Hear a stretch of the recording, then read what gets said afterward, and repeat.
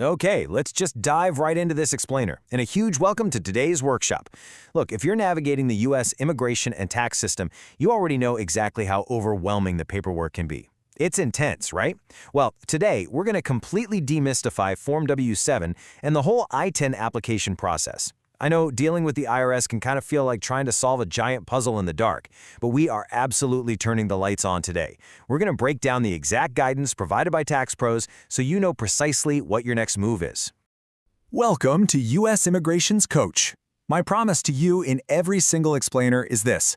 By the time this lesson ends, you will know exactly what to do next. No confusion, no guessing, no wondering if you filled something out correctly. Just clear, confident, step-by-step guidance from start to finish. That is what we do here every single day. So, settle in, have your documents ready, and let's walk through today's lesson together, one step at a time. All right, so here's our roadmap for today. We're looking at 6 key areas. 1. Why you actually need an ITIN. 2. Gathering your required documents. 3. Solving what I like to call the passport problem. 4. Mastering the actual Form W-7. 5. Avoiding those dreaded application rejections.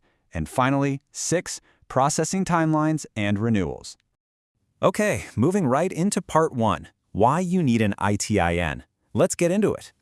Let's start by establishing the fundamental difference between an ITIN and an SSN, just to clear up any initial confusion right off the bat.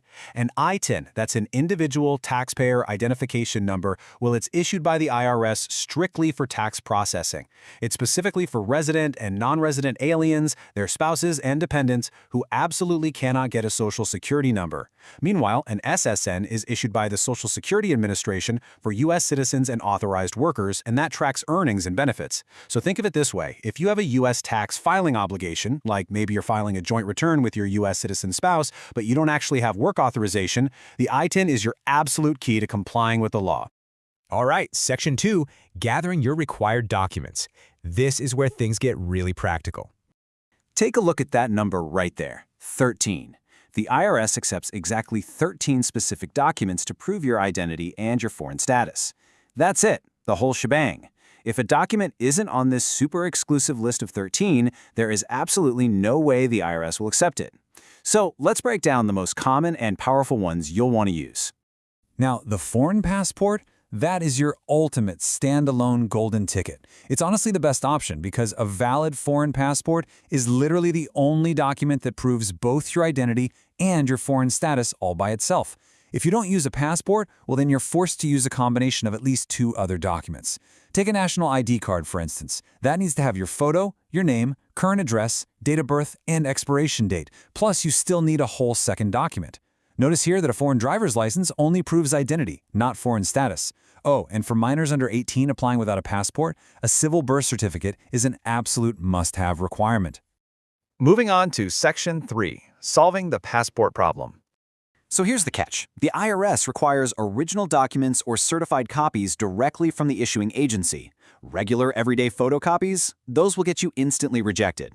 But the idea of mailing your original passport to an IRS processing center in Austin, Texas, and just waiting months to get it back? Yeah, that's completely terrifying for most people. So let me introduce you to your absolute best friend in this process, the Certified Acceptance Agent, or CAA.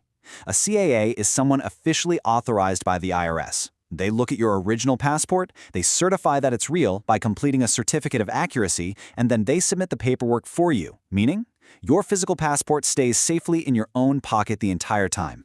And what's really cool is that many CAAs now operate through a totally seamless remote process, which keeps your most vital travel document safe with you at home.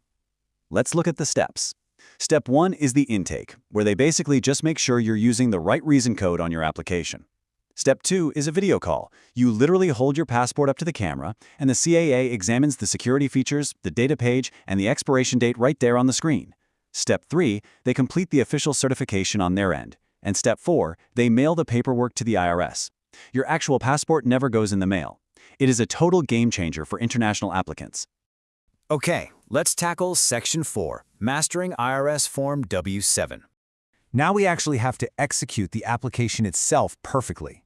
Here are my exclusive coach's tips for navigating Form W-7. First off, every single letter of your name and your date of birth must match your supporting documents exactly, like 0 exceptions. Second, you really got to make sure you check the exact right reason box at the top of the form. For example, box B if you happen to be a non-resident alien spouse. Now, here's a major pro tip. If you're a foreign spouse on an H-4 visa, you must include the U.S. visa stamp page from your passport. It confirms your specific status to the IRS. Finally, if you're applying for dependents, remember they have to attach proof of U.S. residency. If they're under 6 years old, U.S. medical records work great. If they're older than that, you're going to need U.S. school records. Section 5. Avoiding application rejections. Please pay close attention here, guys. Look at this statistic from the National Taxpayer Advocate. You are over twice as likely to face a rejection or a suspension if you apply completely on your own without a CAA. Twice as likely. Think about that for a second. The paperwork is just so meticulous that going it alone literally doubles your chances of failure. So what actually goes wrong? Well, if you trigger any of these instant rejection landmines, the IRS is going to send you what's called a CP-567 notice. That basically means your application is dead and you have to restart the clock, setting you back by months. Submitting regular photocopies, that's an instant rejection. Sending an expired passport, instant rejection. Forgetting that U.S. visa stamp we just talked about, yep, rejection.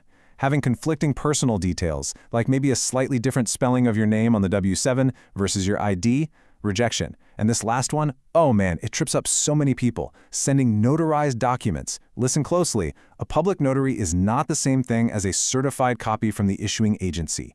The IRS will absolutely reject notarized copies unless you are overseas military. All right, on to our final piece, Section 6, Processing Timelines and Renewals. Let's set some realistic expectations here. The standard IRS processing time is about 7 weeks. However, if you are applying during peak tax season, which runs from January 15th all the way to April 30th, or if you're applying from abroad, you need to expect that timeline to jump up to about 9 to 11 weeks. So a little patience is definitely required. But here's the really important part. Once you finally get your ITN, keep in mind the non-use expiration rule. If you do not use your ITN on a federal tax return for 3 consecutive years, it will expire on December 31st of that 3rd year. And if that happens, you're going to have to go through the whole renewal process using Form W-7 all over again. We definitely want to avoid that. So as we wrap up this explainer, I want to leave you with this final challenge. Are your documents truly ready for the IRS? Before you drop anything in the mail or finalize that CAA appointment, I want you to review your paperwork one last time against everything we just went over today. Check those dates, double-check the spellings, and absolutely verify the document types. The power to get this right on the very first try is entirely in your hands. Thank you so much for joining me in this explainer, and I will see you in the next lesson.